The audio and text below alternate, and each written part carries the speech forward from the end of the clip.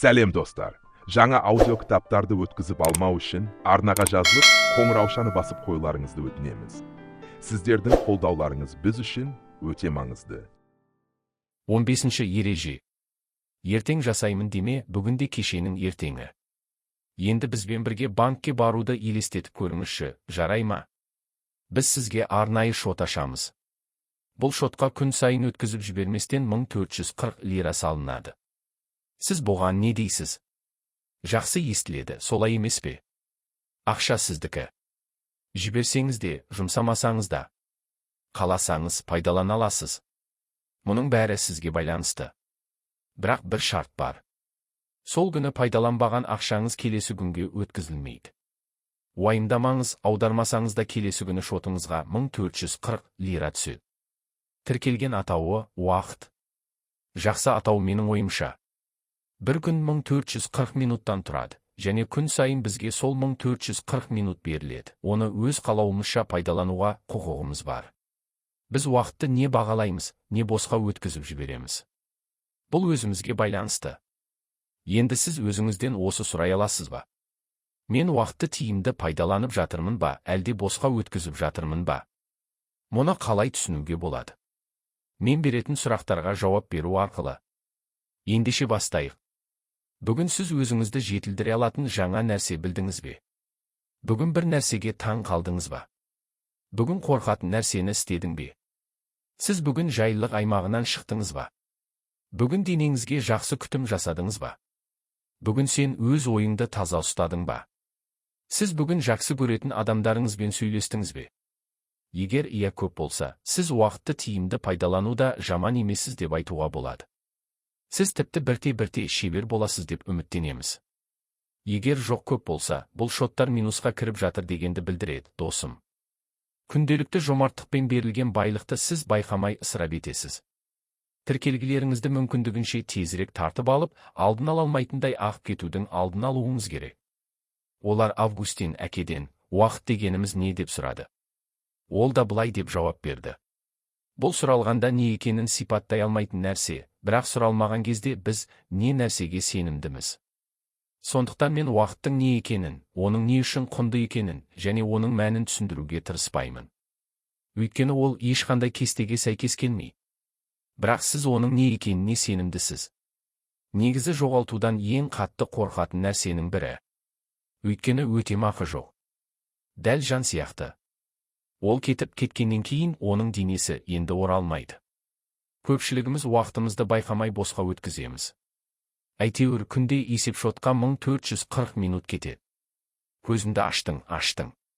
Сіз өткен минутты кері қайтара алмайсыз. Дәл осы себепті мен сәттерді білуге үлкен мән беремін. Біреумен сөйлесем, тыңдаймын деп кейіп танытпай, өзімді соларға беремін. Мен кітап оқығанда ертеңгі күнді жоспарламаймын. Мен мүмкін емес нәрселерді қумаймын. Маған адамдардың не істегені, не айтатыны маңызды емес. Ұрысқа түспеймін, дүниелік тауарға түспеймін. Мен тұтыну арқылы релаксацияның ақылсыздығына түспеймін. Мен мүмкіндігінше менің уақытым өтетін барлық жарықшақтардың, тіпті бірнеше тамшысының да алдын алуға тырысамын. Мен күн сайын жаңа нәрсені үйренуге тырысамын. Мен шет тілдеріне қызығамын. Мен күнде жаңа сөздерді үйренбей жатып ұйықтамаймын. Мен оқимын, зерттеймін, үйренемін. Жақындарымды тыңдаймын, мәселелерімен бөлісемін, шешімін іздеймін, шешімін табамын. Мен танымайтын адамдарға көмектесемін. Мен олардың әңгімелерін өз көзіммен көріп, сөмкеме тастаймын. Өзгеге де, өзіме де аз болса да қол тигізбейтін күнім қайтып оралмас күн. Шелек түбіндегі жарықшақ қаншалықты жұқа болса да, оның ішіндегі су біраз уақыттан кейін толығымен ағып кетеді. Көптеген адамдар менің уақытым жоқ дейді. Ол шағымданады, бірақ уақыт жеткілікті. Менің уақытым жоқ. Мен уақытты ұйымдастыра алмаймын дегенді білдіреді. Қараңызшы, мен бұл кітапты жазып жатқан кезде, бұл менің ең қарбалас кезім. Мен 3 күндік қарқынды және шаршаған лагерден жаңа ғана оралдым. Қатысушылардың саны өте көп болды. Мен олардың барлығына қызығушылық танытқандықтан қатты шаршадым. Оның үстіне осы айда қала сыртында 8 семинар өткіздім.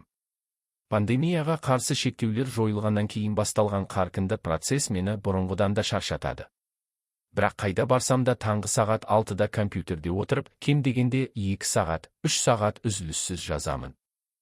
Мен таңғы сағатымды ұйықтамай, кітабыммен өткізгенді жөн көремін.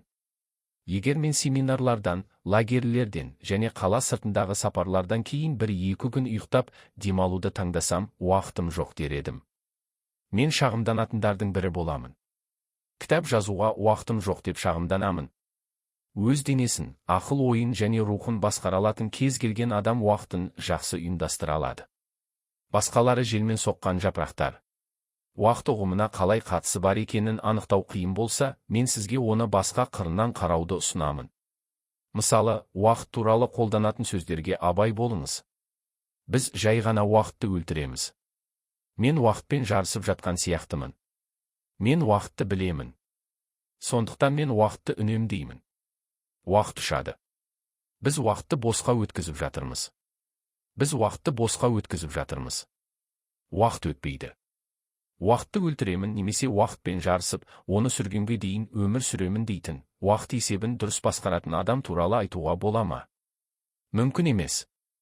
Уақытты дұрыс пайдаланудың ең тиімді және пайдалы әдістерінің бірі сүйікті іспен айналысу. Басқа амал бар ма? Сонда бар. Ең болмағанда ол жақсы көретін ісімен айналыспайынша, оның істеп жатқан ісін жақсы көру немесе жұмысының ол ләззат алатын аспектілеріне назар аудару жаман таңдау емес. Егер сіз бір жұмысты орындау кезінде уақыт сезімін жоғалтсаңыз, сіз өзіңізге ұнайтын жұмыстасыз. Мен айтайын деп отырған оқиғамды мына терезеден қарап отырып оқып шықсаңыздар деймін. Қараңызшы, оқиғаның екі кейіпкері үшін уақыт бірдей өтіп жатыр деп ойлайсыз ба? Олар орта ғасырларда собордың құрылысында жұмыс істеген 2 жұмысшыдан не істеп жатқандарын сұрады. Біреу айтты, мен үнемі тастарды алып жүремін, ал қисық тастарды 4 бұрышты блоктарға кесемін. Екіншісі, мен собор салып жатырмын деп жауап берді. Сіз жасаған жұмыста қандай эмоция немесе сезім бар? Немесе қандай көзқараспен жақынырақ жауап берер едіңіз? Сіз күнде жүруге тура келетін қызықсыз және қиын жұмыстасыз ба? Өндіріске үлес қосып, жақсы нәтижеге үлес қосып жүрген ардагерлердің бірісіз бе? Уақыт өмірдегі ең қымбат нәрсе. Оны кімге сыйлағаныңызға абай болыңыз. Өздемир Асаф. Шәкірттеріне өмірден лекция оқысам ба деген оймен сыныпқа кірген профессор ештеңе деместен үлкен құмыраны партаның үстіне қояды. Содан кейін банканы теннис шарларына толтырып, оқушылардан банканың толғанын сұрайды. Оқушылар барлығы бір ауыздан банка толғанын айтады. Профессор бұл жолы қиыршық тастармен толтырылған дорбаны алып, сөмкедегі тастарды құмыраға құяды. Оқушылар абдырап қалды. Олар профессордың не істемекші болғанына қызыға қарайды. Профессор құмыраны сілкіп тастайды. Осылайша тастар теннис шарларының арасын толтырады да, балалар құмыра толы ма дейді. Деп тағы сұрайды. Тағы да оқушылар бір ауыздан жауап береді. Иә, толып кетті. Профессор бұл жолы құм толтырылған дорбаны алып, сөмкедегі барлық құмды құмыраға құйып шайқайды. Осылайша құм теннис шарлары мен қиыршық тастармен толтырылған құмыраның ұсақ қуыстарын да толтырады. Профессор тағы да сыныптан, балалар, банка толы ма деп сұрайды. Иә, толып кетті. Содан кейін профессор студенттерінің бірін асханаға жібереді, және одан 2 шыны кофе сатып алуды сұрайды. Ерікті студент сыныптан жүгіріп шығып, көп ұзамай 2 шыны аяқ кофе алып қайтып келеді. Шәкіртінен кофе алған профессор кофені банкаға құйып, шайқап қайта сұрайды. Балалар, құмыра толы ма? Ал таңдана көздері бақырайған оқушылар тағы да сол жауап береді. Иә, толып кетті. Профессор күлімсіреп басын шайқайды. Теннис топтары, қиыршық тастар, құм және кофе салынған құмыраны 2 қолымен көтеріп, сыныпқа көрсетіп. Бұл құмыра сіздердің өмірлеріңізді бейнелейді, балалар. Теннис топтары сіздің өміріңіздегі маңызды нәрсе. Сіздің отбасыңыз, балаларыңыз, денсаулығыңыз, достарыңыз, және сіз үшін маңызды барлық нәрсе. Басқа нәрселерді жоғалтсаңыз да, бұл маңызды нәрселер қалады, және сіздің өміріңізді толтырады. Қиыршық тастар маңыздырақ емес. Мысалы, сіздің жұмысыңыз, үйіңіз, көлігіңіз. Құм қалған барлық ұсақ түйектер. Егер сіз алдымен құмыраны құммен толтырсаңыз, онда қиыршық тастарға, әсіресе теннис шарларына орын жетпейді. Сіздің өміріңізде де солай. Кішкентай нәрселерге уақытыңыз бен күш-қуатыңызды жұмсасаңыз, маңызды істерге уақытыңыз болмайды. Бақытыңыз үшін құнды болып табылатын басымдықтарыңызға назар аударыңыз. Балаларыңызбен ойнаңыз. Өз денсаулығыңызды күтіңіз. Әйеліңізбен кешкі асқа барыңыз. Үйіңіздің қажеттіліктерін қанағаттандырыңыз. Сондықтан алдымен теннис шарларын құмыраға салыңыз. Өз басымдықтарыңызды ретке келтіруді біліңіз. Өйткені қалғаны әрқашан құм. Осы кезде оқушылардың бірі қолын көтеріп сөз сұрайды. Ал бұл 2 кесе кофе қандай болды, сэр, деп сұрайды. Профессор күліп жауап береді. Ой, мен де осы сұрақты күтіп едім, дейді. Өміріңіз қаншалықты толы болса да, достарыңызбен және жақын адамдарыңызбен бір шыны кофе ішуге әрқашан орын бар. Бұл 2 шынайы достарыңызбен бірге ләззат алатын кофе. Менің айтайын дегенім уақыт құнды, досым. Сондықтан уақытты дұрыс ұйымдастыра білу өте құнды жауапкершілік. Бұл сіздің өзіңіз алдындағы ең үлкен парызыңыз және төлеуге тиіс қарызыңыз. Секундтарды да күндерді де бағалаңыз. Мен мұны бәрібір кейінірек жасаймын, 1-2 сағат күтіңіз, бәрібір ертеңге дейін, бізді алда әлі талай жылдар күтіп тұр. Мұндай ойларға түсіп, өзіңізге тұзақ құрмаңыз. 1-2 аптаның қадірін түсінгіңіз келсе, мерзімінен бұрын босанған анамен сөйлесіңіз, не айтар екен. 1 күннің қадірін түсінгіңіз келсе, туған күнін тойлауды күтіп тұрған баламен сөйлесіңіз. 1 сағаттың қадірін түсінгіңіз келсе, оқымай-ақ бітіру емтиханын тапсырған студентпен сөйлесіңіз. 1 минуттың қадірін білгіңіз келсе, суға батудан құтқарылған адамдармен сөйлесіңіз. 1 секундтың қадірін түсінгіңіз келсе, жол апатынан аман қалғандармен сөйлесіңіз.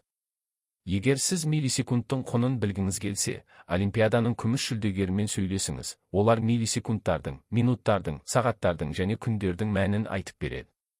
Сондықтан 1 секундты да босқа өткізбеңіздер деймін. Ештеңені кешіктірме. Жақындарыңызға қонаққа барыңыз, қоңырау шалыңыз, хал жағдайын сұраңыз және сөйлесіңіз. Оларды қаншалықты жақсы көретініңізді айтыңыз.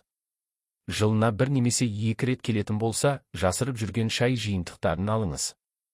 Өзіңізге дәмді шай қайнатыңыз, оны қонақтарыңызбен бірге ішіңіз. Ауа жұтып алу үшін күн сәулесін күтпеңіз. Жаңбыр жауса да, жел болса да, салқын болса да сыртқа шығыңыз. Жаңбыр жауғанда қолшатырсыз шық, қарда ойна, шашың желге ұшсын.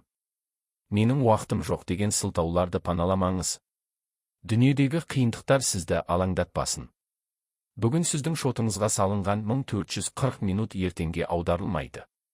Жақсы бағалаңыз. Ештеңені кешіктірмеңіз. Жаным, ертең кел. Деме. Өйткені бүгін кешегі ертең болатын.